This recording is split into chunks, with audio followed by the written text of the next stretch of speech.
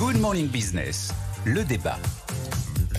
Le débat, oui Nicolas Dos, vous allez nous donner votre avis sur Rerum Novarum, la doctrine sociale de l'Église. Mais c'est vrai que sur ce sujet, Jean-Marie Daniel, je vais commencer avec vous. Alors le pape, je le rappelle, a été choisi hier, élu hier.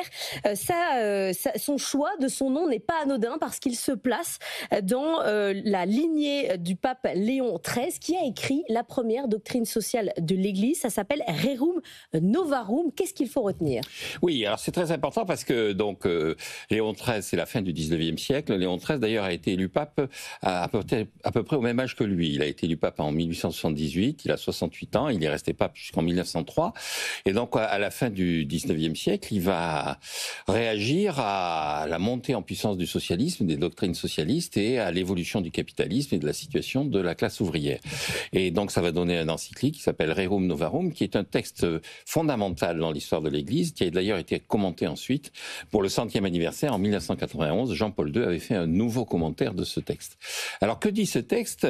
Il dit, d'abord il rappelle que l'Église a comme référence intellectuelle saint Thomas d'Aquin. Et ce qui est intéressant, c'est que Léon XIV a dit mes deux grands maîtres à penser, c'est saint Thomas et saint Augustin, qui étaient aussi les maîtres à penser de Léon XIII. Donc, juste saint Thomas d'Aquin est favorable à ce qu'on appelle le juste prix. Et ce qui est issu ce qui donne le juste prix, d'après saint Thomas d'Aquin, c'est ce qu'il appelle la justice commutative. C'est-à-dire, c'est l'échange, dans des conditions qui vont être détaillées par la suite par les scolastiques, l'échange dans des conditions qui rappellent les conditions de la concurrence définies par les économistes modernes. C'est la concurrence qui permet d'atteindre le juste prix. En particulier, saint Thomas dit réclamer systématiquement une augmentation des salaires, c'est pas forcément juste parce qu'il y a quelqu'un qui paie les salaires et donc la justice, c'est de donner un juste salaire et pas le salaire le plus élevé possible. Donc Léon XIII va s'inscrire là-dedans et Léon XIII va dire, deuxième élément, la grande erreur du moment, la grande erreur du socialisme, c'est d'être athée. Par définition, le socialisme normalement est athée, même si certains mouvements en France de gauche et d'extrême gauche sont en train de redécouvrir le charme de certaines religions. Normalement, le socialisme est athée. L'opium du peuple, dit Marx, c'est la religion. Donc le socialisme est athée. Le socialisme détruit la structure familiale. Le socialisme a une vision de la collectivité, de la décision qui est prise par des gens qui sont rassemblés et loin de la structure familiale. Et le socialisme remet en cause la propriété. Et Léon XIII dit que la propriété, c'est le mode d'expression naturel du rapport à l'économie de la population. Mais Jean-Marc, pas une vision très libérale quand même. C'est-à-dire que vous me dites juste prix, concurrence, mais il y a des limites. Il y a des limites. Et alors Léon XIII va définir des limites en disant effectivement, on constate que on est passé de la logique du juste prix à une logique d'exploitation. Les socialistes ont raison. Et donc il faut dépasser la lutte des classes par ce qui va devenir, alors à l'époque on parle de corporation. Jean-Paul II, lui, est plus moderne. Il va faire référence à des stratégie qu'on a connue en Italie, en Allemagne, la cogestion, des choses comme ça, c'est-à-dire l'idée d'associer le capital et le travail dans ce qu'on pourrait appeler, nous, en France, le paritarisme. C'est-à-dire la doctrine sociale de l'Église, c'est que le socialisme se fourvoie, mais il répond à un vrai problème, et ce problème ne peut être résolu que par la négociation, l'entente entre les partenaires sociaux. Il faut discuter, quoi. Il faut discuter, et il faut se mettre d'accord pour dépasser simplement la brutalité de la concurrence. Nicolas Dos, qu'est-ce que ça vous inspire ? Rerum Novarum. Alors moi je serais plus Santissemus Annus quand même, parce que c'est quand même plus proche de moi. C'était il faut toujours un peu me traduire le latin. C'était l'actualisation du Verum Novarum. C'était l'actualisation du Novarum par Jean-Paul II. Voilà. Après, quand je regarde la doctrine sociale de l'Église, je trouve quand même que la France colle vachement à la doctrine sociale de l'Église. J'ai pris à peu près tous les items d'entrée. Alors on vous parle de dignité de la personne humaine.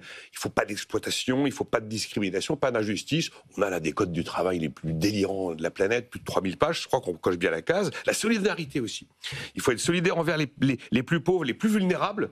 Je me suis rendu compte qu'on avait pas mal d'outils de solidarité dans notre pays. On a des trucs qui s'appellent le RSA, la prime d'activité, l'APSA pour les gens qui n'ont pas travaillé, qui ont besoin d'avoir une pension de retraite. Le bien commun, on a quand même un État français qui est l'un des plus beaux États nounous. Un État édredon, ça va être ça le bien commun, ça va être l'État. Si j'essaie de ramener ça à un discours très très BFM Business et beaucoup plus éloigné du Donc la latin. France, modèle social pour l'Église. Mais la France, en fait, coche la doctrine sociale de l'Église. Regardez, le travail et la dignité humaine. Le travail, c'est le moyen par lequel l'homme participe à la création, à la richesse. Dieu sait si on a ces débats sur le travail aujourd'hui, et s'il travaillait plus, est en train vraiment de s'installer dans les priorités les plus souvent citées. Il faut redistribuer les richesses. Vous vous rendez compte, dans la doctrine sociale de l'Église, il faut accéder à l'éducation, à la santé. On a quand même un système d'éducation de santé ultra subventionné, et on a un système de redistribution de richesses, en tout cas au niveau des inégalités monétaires, le plus efficace du monde. Il faut des opérations préférentielles pour les plus pauvres. Ben, c'est très bien, on a des transferts sociaux comme aucun autre pays n'en a.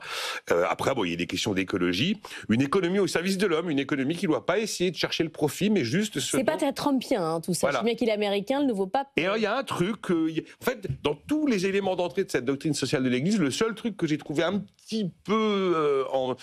qui ne colle pas exactement avec nous, c'est la subsidiarité. Parce que la doctrine sociale de l'Église vous dit il faut que la décision soit au plus près de l'individu, au plus près du local. Et nous, alors, en l'occurrence, on a un système super bien centralisé, avec un régime présidentiel aux allures un peu monarchiques, et un truc très jacobin. Mais sinon, franchement, que ce soit 1891 ou 1991, je pense qu'on coche bien les cases de la doctrine sociale de l'Église chez nous. Jean-Marc, à titre personnel, vous en pensez quoi de ce pape ? Alors, deux choses par rapport, pour réagir à ce que vient de dire Nicolas. Effectivement, on pourrait considérer que nous sommes, par notre état-providence, proches de ce que pensait Léon XIII ou Jean-Paul II.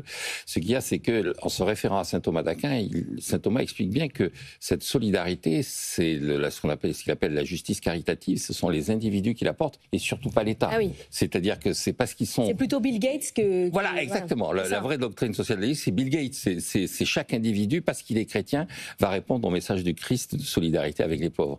Et sur la doctrine sociale de l'Église, elle a assez vieilli. Elle avait été conçue effectivement pour répondre au marxisme. Jean-Paul II s'est inscrit dans cette logique-là. C'est sûr que maintenant, les questions qui se posent sont des questions qui sont moins sociales, plus sociétales. Ce que je veux dire par là, c'est que, d'ailleurs, c'est ce qu'avait commencé à initier François, c'est le rapport aux migrants, le rapport au climat, le rapport... et ce qu'il y a d'intéressant pour conclure, c'est que Léon XIV se réfère aussi à Léon Ier, et Léon Ier, c'était un pape du 5e siècle qui a écarté Attila de Rome et qui a réussi à sauver Rome du sac des Vandales. Le vandalisme, c'est que les Vandales avaient détruit Rome. Et donc, il a également dit qu'on était dans une période de violence, Léon XIV, que le rôle du pape, ça allait être aussi de défendre non seulement la doctrine sociale, mais aussi la paix. Vous êtes capable de citer tous les papes dans l'ordre ? Non. C'est juste pour savoir. Hein. La paix, c'est le point numéro 10 de la doctrine sociale. Oui.